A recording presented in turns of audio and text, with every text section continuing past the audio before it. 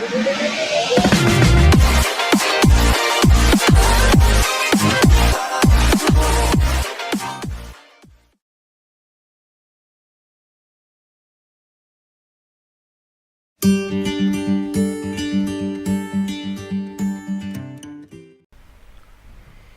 روز آدھی رات کے قریب عامر اپنے گھر کے دروازے پر دستک دے رہا تھا۔ آج خلاف معمول عدنان کے بجائے عروب نے دروازہ کھولا تھا۔ عامر نے فکر مند ہو کر پوچھا، آج عدنان کہاں ہے؟ عروب نے کوئی جواب نہ دیا۔ وہ ذرا پیچھے ہٹ کر کھڑی ہو گئی اور اس کی گردن جھک گئی۔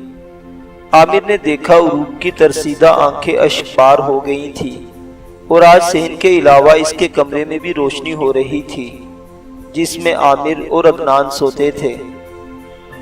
عروب سے عامر نے اور کچھ نہ پوچھا، اپنا گھوڑا لے کر آگے بڑھا۔ پہلے اسے استبل میں باندھ کر زین اتاری اور پھر اس کے آگے چارہ ڈال دیا تھا۔ اتنی دیر تک عروب بھی دروازہ بند کر کے اس کے کمرے میں چلی گئی جس کے اندر روشنی ہو رہی تھی۔ تھوڑی دیر بعد جب عامر بھی اس کمرے میں گیا تو اس نے دیکھا عدنان اپنی مسیری پر اداس اور غمگین لیٹا ہوا تھا۔ اس کے بائیں شانے پر پٹی بندھی تھی جو خون آلود تھی۔ عروب اس کے پاس بیٹھی اس کی ٹانگیں دبا رہی تھی۔ عامر نے بے تاب ہو کر پوچھا، کیا ہوا؟ عدنان اور عروب دونوں خاموش رہے۔ عامر نے اس بار غضبناک ہو کر پوچھا، تم دونوں نے سنا نہیں کہ میں کیا پوچھ رہا ہوں؟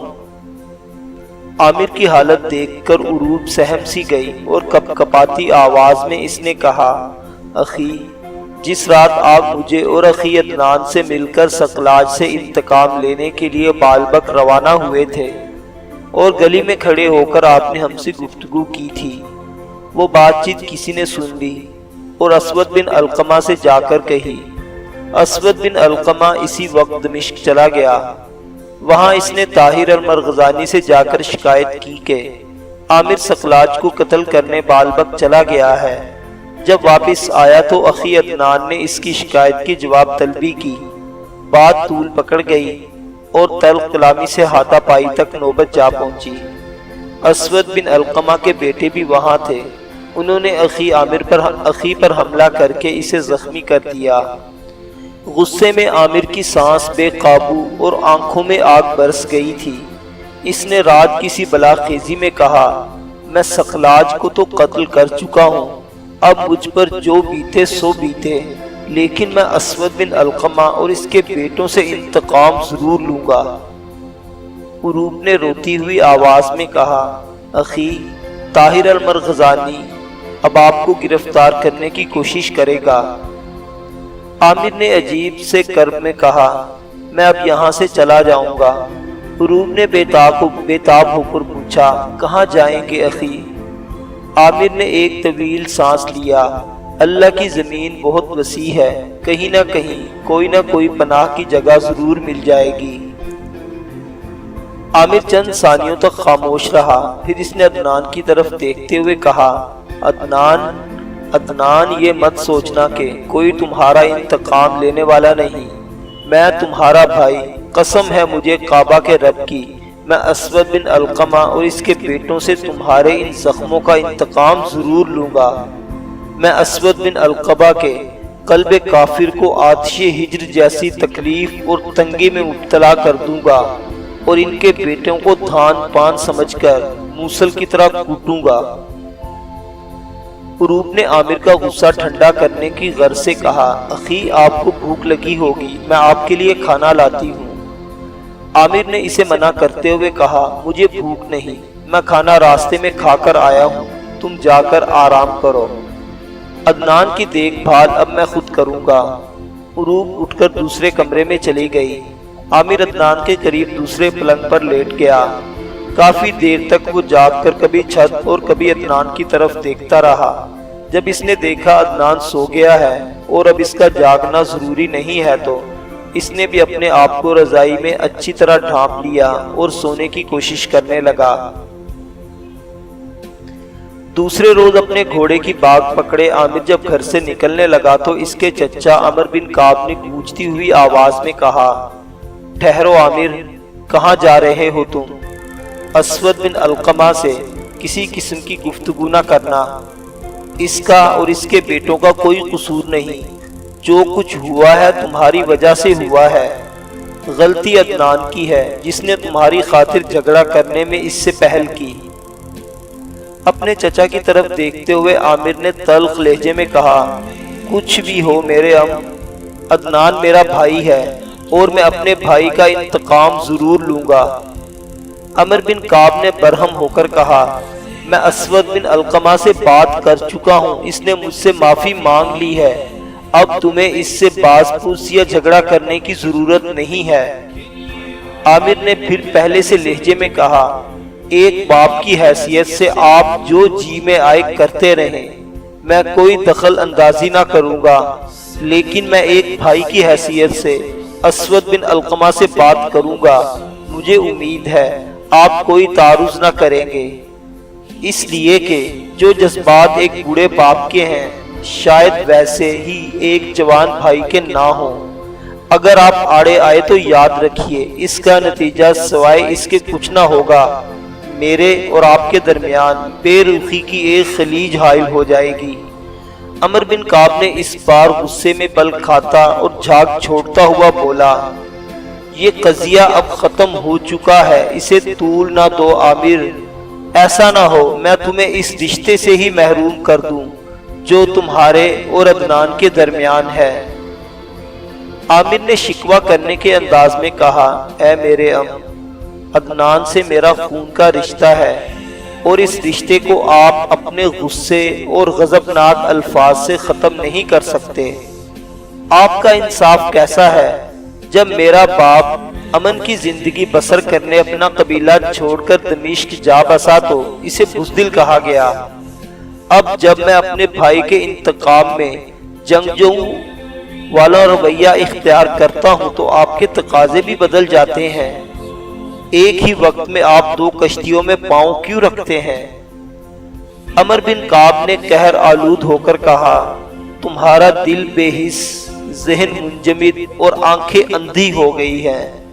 کاش ایسا ہی جنگجویانہ رویہ تم بنو ذیبان کے خلاف ظاہر کرتے تو قبیلے والے تمہاری حمایت و مدد کرتے۔ عامر نے بھی برہم ہو کر کہا، بنو ذیبان بھی ہماری طرح انسان اور ہمارے مسلم بھائی ہیں، ایک مسلمان کا دوسرے مسلمان سے جارحانہ رویہ کیسا؟ دونوں قبیلوں میں دشمنی اور عداوت کی بنا بھی اسود بن علقمہ اور اس کے بیٹے ہیں، وہ نفرت اور بدی کی طاقت ہیں، اس طاقت کی ذات کو میں شکستہ اور اس کے نفس کو پرآشوب میں مبتلا کر دوں گا۔ عامر بن کعب نے عامر کو غصے کے عالم میں دیکھے چلا جا رہا تھا۔ عامر نے ذرا رک کر کہا، اے میرے آپ اگر اسود بن علقمہ اور اس کے بیٹوں سے خوف زدہ ہیں تو گھر پر پڑے رہیے، میں آپ کی حفاظت کے علاوہ ان سے انتقام بھی لوں گا، یہ میرا آخری فیصلہ ہے جس کے درمیان آپ دیوار کھڑی نہیں کر سکتے۔ عمر بن کعب نے اپنا آخری فیصلہ دیتے ہوئے کہا، یہ میرا گھر ہے اور میں اپنے گھر میں ایسا دنگا فساد کھڑا کرنے کی اجازت نہیں دے سکتا، اگر تم کو ایسا کرنا ہے تو پھر یہاں سے۔ عمر بن کعب کو رک جانا پڑا کیونکہ اس دوران عروب آگے بڑھی اور عمر بن کعب کا بازو پکڑ کر بری طرح جھنجھوڑتے ہوئے بولی، اے میرے باپ، عامر میرے بھائی ہیں اور اپنے بھائی کے خلاف میں آپ کی سخت گفتگو برداشت نہیں کر سکتی۔ اخی کو اسود بن علقمہ اور اس کے بیٹوں سے باز ضرور کرنی چاہیے، ورنہ وہ یہ سمجھ کر کہ ہمارا کوئی پرسان حال نہیں اور زیادہ شیر ہو جائیں گے اور یہاں ہمارا جینا دو بھر کر دیں گے۔ عمر بن کعب سنجیدہ ہو کر خاموش رہا۔ عامر اپنے گھوڑے کی باگ کھینچتا ہوا جب باہر جانے لگا تو عمر بن کعب نے بدلے رویے میں کہا، ٹھہرو عامر۔ عامر رک گیا اور مڑ کر پیچھے دیکھنے لگا۔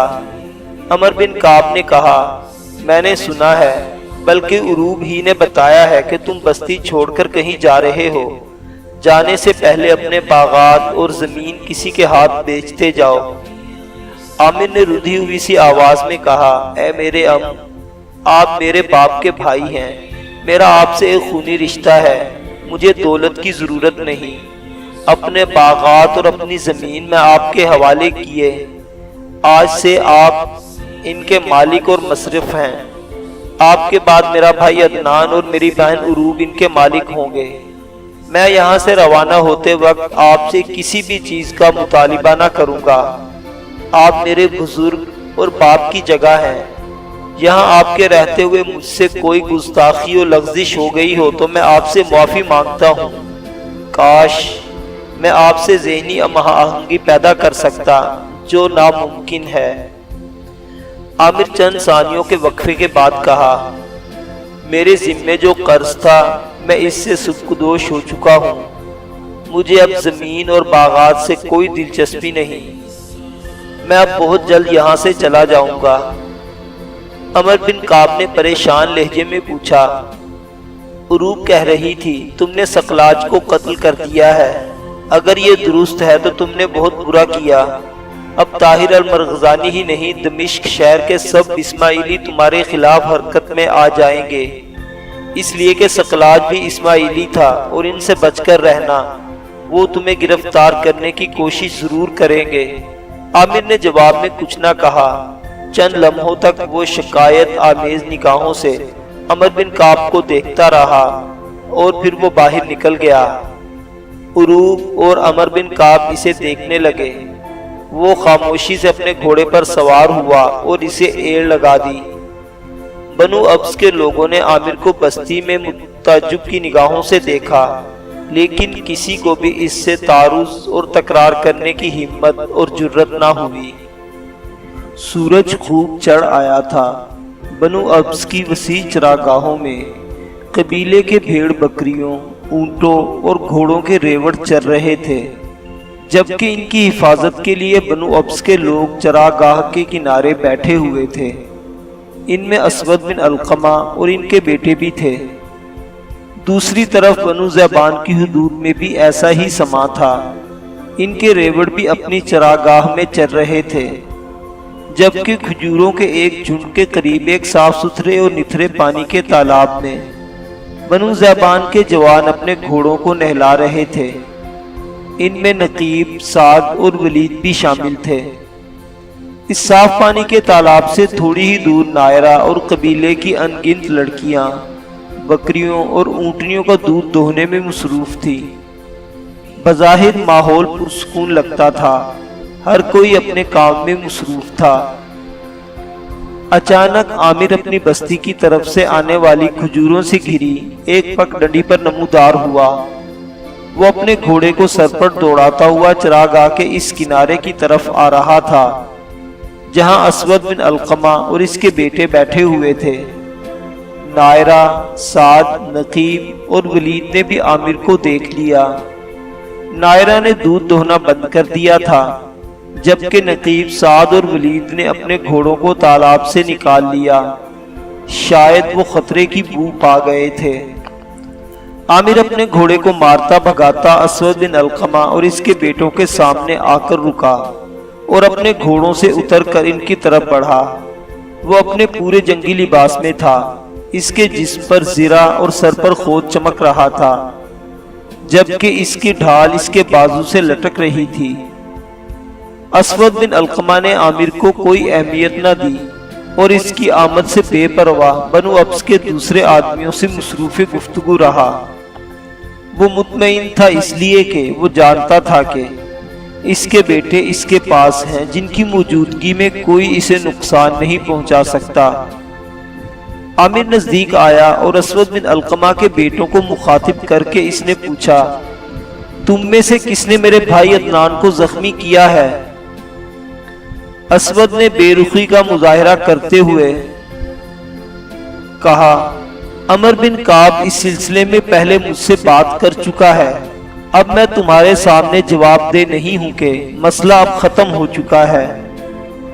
عامر نے بھی خفگی کا اظہار کرتے ہوئے کہا، اسود یہ مت بھولو، عدنان میرا بھائی ہے اور میں اس کا قصاص لینے کا حق رکھتا ہوں۔ اسود نے پھر بیزار سے لہجے میں کہا، کچھ بھی ہو میں تمہارے کسی سوال کا جواب دینے کو تیار نہیں ہوں۔ عامر نے تلوار نکال لی اور اب کی بار وہ جارحانہ انداز میں بولا، اگر تم میں سے کوئی بھی نہ بولا تو میں اتنی قدرت رکھتا ہوں کہ تمہیں یہ تنازعہ طے کرنے پر مجبور کر سکوں۔ اسود بن علقمہ نے بھی ابال کھانے والے انداز میں کہا، نافع کے بیٹے، اپنے ہی قبیلے میں بغاوت اور سرکشی کے شعلے بلند کر کے غدار نہ بنو، اور سنو، اپنی تلوار نیام میں کر لو، ورنہ قبیلے کے اتنے لوگوں کی موجودگی میں تمہاری تلوار سے تمہاری گردن کاٹ دوں گا۔ عامر اور اسود بن علقمہ تکرار ہوتے دیکھ کر نقیب سعد اور ولید اپنے آپ کو مسلح کر کے اپنے گھوڑوں پر زینے کس لی تھی اور وہ نزدیک کھڑے ہو گئے، اسی نقطہ نظر سے کہ شاید عامر کو مدد کے لیے انہیں میدان میں کودنا پڑے۔ نائرہ بھی پریشان اور اضطراب کی حالت میں نزدیک ہو گئی تھی۔ اسود بن علقمہ کے تیز اور ترش الفاظ نے عامر کا چہرہ غصے سے سرخ کر دیا۔ تھوڑی دیر تک وہ کھا جانے والی نظروں سے اسود بن علقمہ کو دیکھتا رہا، پھر پہلے سے بھی زیادہ تلخ ہو کر اس نے کہا، تمہارے ترش و تند الفاظ کے تیر مجھ پر کوئی اثر نہیں رکھتے۔ تم جیسے بزدل اپنی کمزوری، بے ہمتی اور فرار پر پردہ ڈالنے کے لیے اکثر ایسی باتیں کرتے ہی رہتے ہو۔ علقمہ کے بیٹے، یاد رکھو، تمہاری اور تمہارے بیٹوں کی فتنہ انگیز اور عیارانہ طبیعت ہی بنو ابس اور بنو زیبان میں طویل رقابت اور لامحدود عداوت کا اصل سبب اور بری بنیاد ہے، ورنہ قبیلوں کے لوگ آج پرامن اور پرسکون زندگی بسر کر رہے ہوتے۔ میری ہی تلوار سے میری ہی گردن کاٹ دینا تو کجا، ہمت ہے تو اٹھو اور میری وزنی تلوار کا وار روک کر دیکھو۔ اسود بن علقمہ اپنے تینوں بیٹوں کی موجودگی میں شیر ہو گیا تھا۔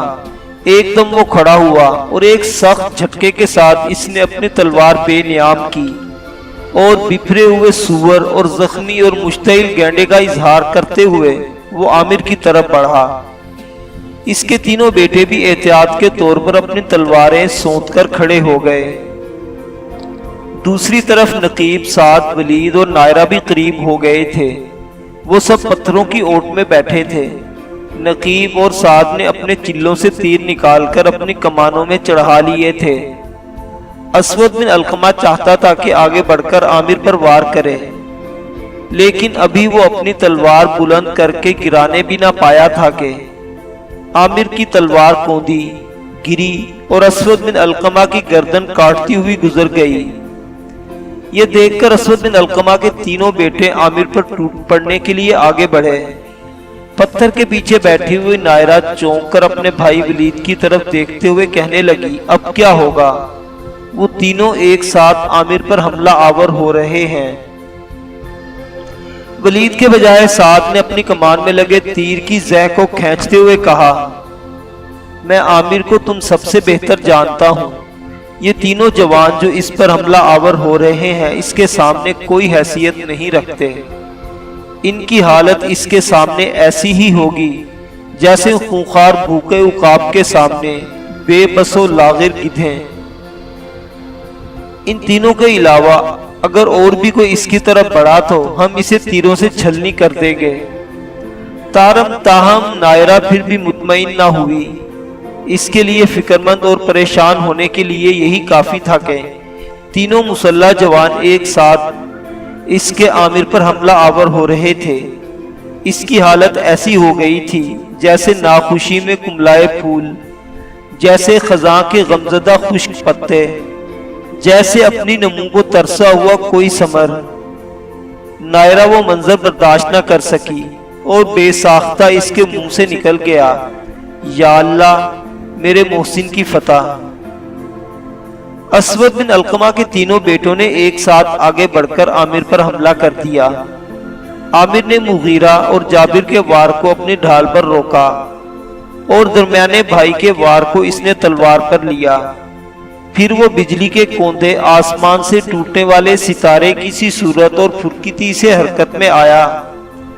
اس نے اپنی تلوار علیحدہ کر لی تھی اور جوابی حملہ کر کے اس نے اسود بن علقمہ کے منجلے بیٹے کی گردن کاٹ کر رکھ دی۔ عامر ایک طرف ہٹا اور مغیرہ کی طرف دیکھتے ہوئے کہا، اسود کے بیٹے، تم ایک بار پہلے بھی مجھے آزما چکے ہو۔ اسود بن علقمہ کے 3 بازوؤں میں سے ایک کو میں نے کاٹ دیا ہے، اب 2 رہ گئے ہیں۔ سوچ میں مت پڑو، آگے بڑھ کر مجھ پر حملہ کرو۔ اگر میں تمہیں مسکنت اور ذلت میں مبتلا کر کے تم پر ہنگامے غروب اور تنگی و تیرگی نہ طے کر دوں تو عامر بن نافع نہ کہنا۔ وہ دونوں بھائی کسی مناسب سمت سے حملہ آور ہونے کی تیاری کر ہی رہے تھے کہ عامر نے خود ہی آگے بڑھ کر ان پر حملہ کر دیا۔ اس کے حملوں میں ایسی تیز دستی، مہارت اور امڑتی مرگ تھی کہ وہ دونوں بھائی نظر فریبی اور شورش و طوفان کا شکار ہو گئے۔ عامر ایسی طغیانی کے انداز میں حملہ آور ہوا کہ وہ مغیرہ بن اسود اور جابر بن اسود دونوں بھائیوں کو الٹے پاؤں دور تک دھکیلتا ہوا لے گیا۔ اچانک جابر نے ایک پتھر سے ٹھوکر کھائی، وہ اپنا توازن کھو کر لڑکھڑایا اور اسی لمحے عامر کی تلوار اس کا جسم کاٹتی چلی گئی۔ اب عامر کے سامنے صرف مغیرہ بن اسود رہ گیا تھا، جو عامر کو اپنے سامنے خون آلود تلوار کے ساتھ دیکھ کر اس مسافر کی طرح ہو گیا تھا جو بھوک اور سردی میں بدحالی اور بے بسی کا شکار ہو گیا ہو۔ ایک بار نہایت ملتجی نگاہوں سے مغیرہ نے بستی کے ان جوانوں کی طرف دیکھا جو چراگاہ کے کنارے بیٹھے ہوئے تھے، لیکن ان میں سے کوئی بھی اس کی مدد کو نہ اٹھا۔ اتنی دیر تک عامر پھر مغیرہ پر حملہ آور ہو گیا تھا۔ مغیرہ چند ثانیوں تک ادھر ادھر بھاگ کر دوڑتا ہوا عامر سے بچنے کی کوشش کرتا رہا۔ آخری سعی میں وہ بھی عامر کی تلوار کا شکار ہو کر ختم ہو گیا۔ فضا میں ایک بار مغیرہ کی دل خراش اور کرب انگیز چیخ کے بعد پرسکون ہو گئی۔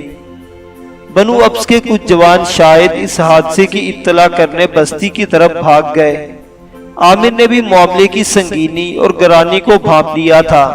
اس نے فوراً اپنی خون آلود تلوار نیام میں کی، اپنی ڈھال اس نے زین سے لٹکائی، ایک زہریلی جس کے ساتھ وہ گھوڑے پر سوار ہوا اور بستی کی طرف بھاگنے والے جوانوں کو مخاطب کر کے اس نے کہا، اپنے سردار سے کہہ دینا اگر کسی نے میرے بھائی یا میری بہن سے اسود بن علقمہ یا اس کے بیٹوں کا قصاص لینے کی کوشش کی تو جو لوگ اس میں ملوث ہوں گے ان کے ہر جوان کو ذبح اور ان کی ہر عورت کو بیوہ کر دوں گا۔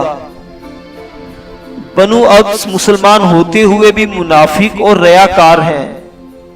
وہ نہیں جانتے کہ دنیا کے تمام مسلمان ایک ملت اور ایک قوم ہے، وہ ایک دوسرے کے بھائی ہیں۔ کاش کوئی دانا، کوئی حکیم و مصلح ان کو خبر کرتا کہ ہمارا مذہب انسانیت کی کن اقدار کا پرچار کرتا ہے۔ پھر عامر نے اپنے گھوڑے کو ایڑ لگا دی۔